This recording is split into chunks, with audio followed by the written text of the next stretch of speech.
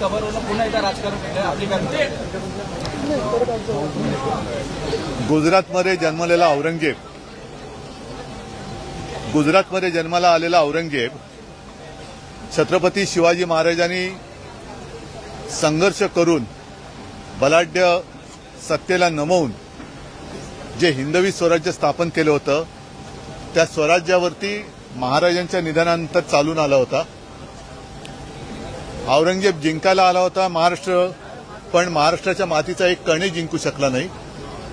महाराजांपासून स्फूर्ती आणि प्रेरणा घेतलेल्या महाराष्ट्राने, मग त्याच्यात साहजिकच आहे छत्रपती संभाजीराजे, राजाराम महाराज, ताराराणी आणि असंख्य मावळ्यांनी त्याला मुठमाती दिली.